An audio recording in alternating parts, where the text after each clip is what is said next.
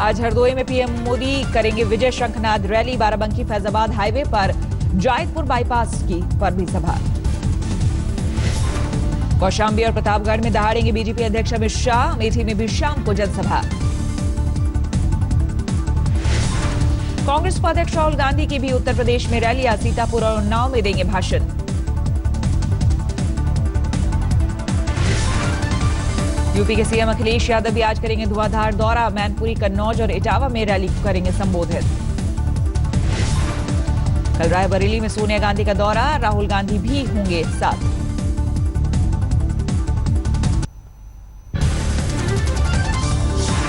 UP में तीसरे phase की वोटिंग के लिए समाजवादी पार्टी के गढ़ में पीएम ने मुलायम परिवार पर किया वार। कन्नौज में मोदी ने डिंपल पर भी किया वार। पूछा क्या मुलायम की बहू ने पूरा किया अपना वादा। कन्नौज में प्रधानमंत्री ने मुलायम के छोटे बेटे प्रतीक यादव पर किया हमला। 5 करोड़ की लंबोर्गिनी कार पर उठाए सवाल।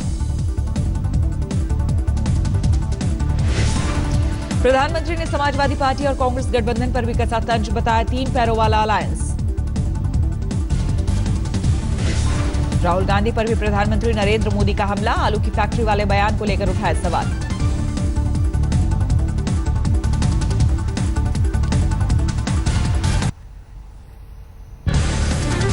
उन्नाव में सीएम अखिलेश यादव ने प्रधानमंत्री पर किया पलटवार। बोले वक्त मिले तो एक बार एक्सप्रेसवे पर चलकर देखें पीएम।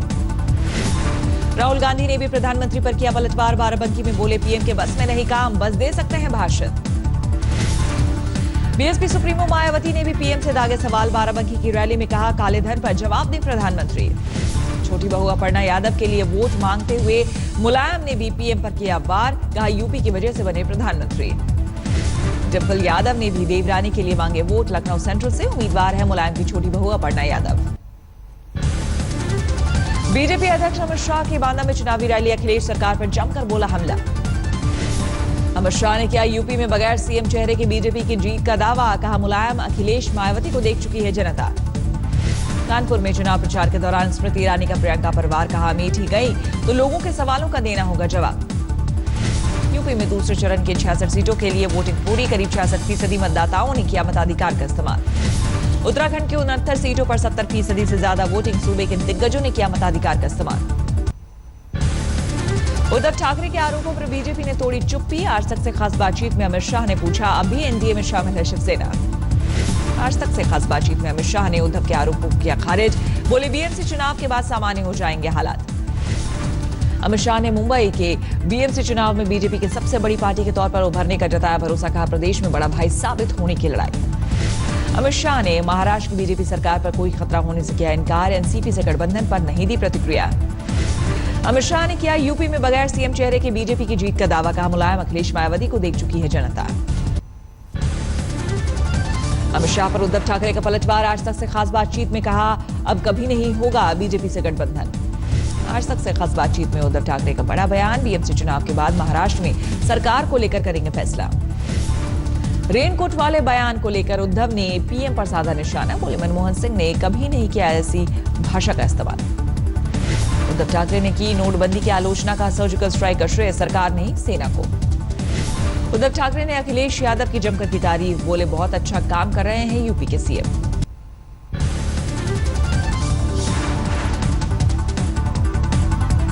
बैंगलोर जेल में फर्श पर बीती शशिकला की पहली रात। कैद खाने में मोमबत्ती और माचिस की तीली बनाने का मिला काम। आज दोपहर तक पलानीस्वामी को गवर्नर दे सकते हैं सरकार बनाने का न्योता।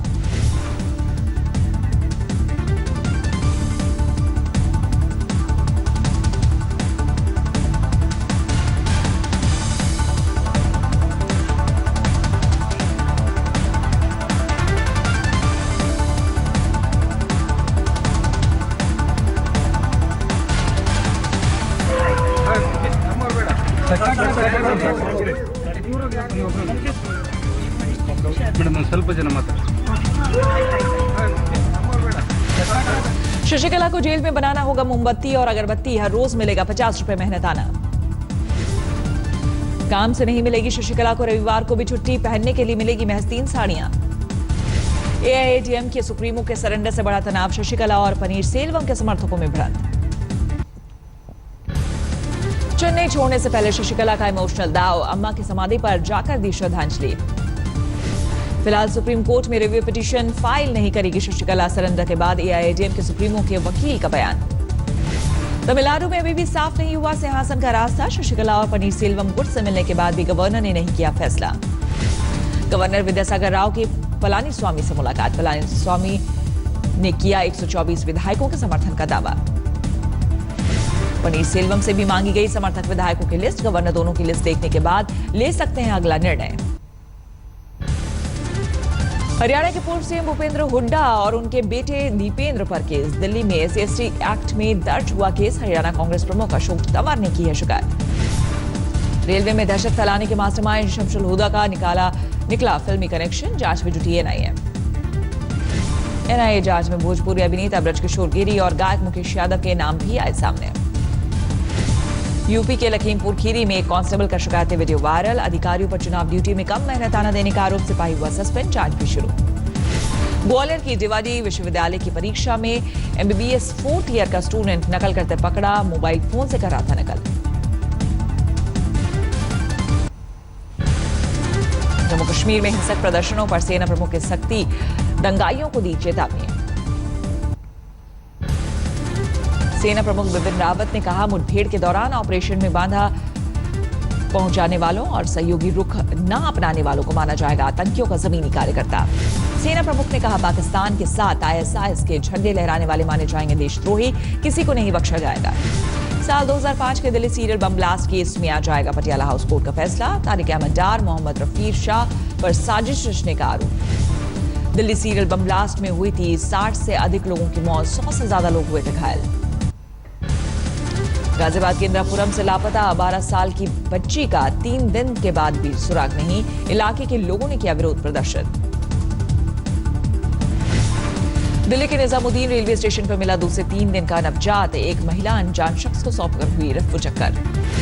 बिहार की बगहा जेल में कैद पम्मी देवी ने गले में फंदा डालकर की खुदकुशी, पति की हत्या के आरोप में बंद थी महिला। नोएडा के मेट्रो हॉस्पिटल की 5वीं मंजिल से लगाई एक शख्स ने छलांग, मौके पर ही मौत, अस्पताल प्रशासन मामले पर चुप। जालंधर पुलिस ने मलेशिया भेजने के नाम पर ठगने वाले 4 युवकों को किया गिरफ्तार, एक मलेशियन भी था शामिल।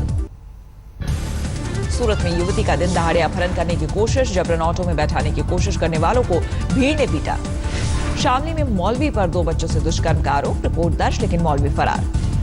गाजियाबाद के लोनी इलाके में पेट्रोल पंप पर हुई लूट, सीसीटीवी में कैद, करीब 2.25 लाख लूट कर भागे लुटेरे। राजस्थान के जालौर में मंदिर से देवी का मुकुट चोरी, प्रणाम करके चोरी करने का वीडियो हुआ वायरल।